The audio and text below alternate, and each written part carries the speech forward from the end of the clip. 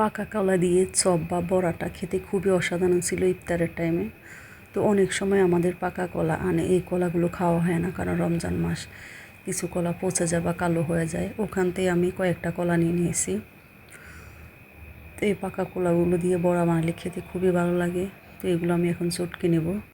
চটকে নেওয়া হয়ে গেলে এর মধ্যে দিয়ে দেবো আমি আমাদের ডাউলের চামচগুলো, ঘরতল ওই চামচগুলো 1 চামচ পরিমাণ আতপ চাউলের গুঁড়া এবং হাফ কাপ পরিমাণ ময়দা এবং একটা ডিমের অর্ধেক দিয়ে দেব। তো আমার এখানে প্রয়োজন অনুযায়ী দিয়ে দিয়েছি। লবণ দিয়ে দেবো স্বাদ মতো, চিনি দিয়ে দেবো পরিমাণ মতো, কারণ কলাতে এমনিতে মিষ্টি। এখন সব কিছু ভালো করে মিক্স করে নেব। লিকুইড দুধ দিয়ে ডোটা তৈরি করে নেব। এখানে নর্মাল পানি ইউজ করা যাবে, কোনো সমস্যা নেই। তো আমি ব্যাটারটা তৈরি করে দিয়েছি লিকুইড দুধ দিয়ে। ব্যাটারটা তৈরি হয়ে গেলে চুলায় তেল গরম করে চপগুলো একটা একটা করে ভেজে নেব। তো আমি এইভাবে হাত দিয়ে দিয়েছি। তো আমি চপ আকারে দিয়ে দিয়েছি, চাইলে আপনারা এর থেকে বড় করতে পারেন। তো এভাবে খেতে খুবই অসাধারণ ছিল পাকা কলার চপ বা বড়া।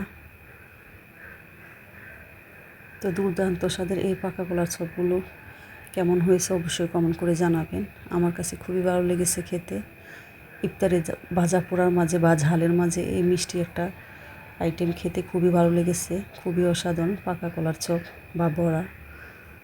চাইলে আপনারা এভাবে বানিয়ে নিতে পারেন। আর এমনিতেই কলা আনলে কলা অনেক সময় এভাবে কালো হয়ে যায় বা ফেলে দেওয়া লাগে, নষ্ট হয়ে যায়। তো এভাবে ফেলে না দিয়ে এভাবে চপ বানিয়ে খাওয়া যায়।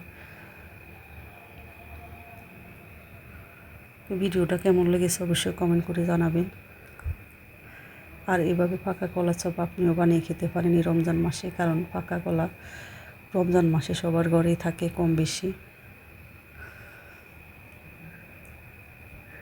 দুর্দান্ত স্বাদের এই পাকা কলা চপগুলো আপনিও বানিয়ে খেতে পারেন।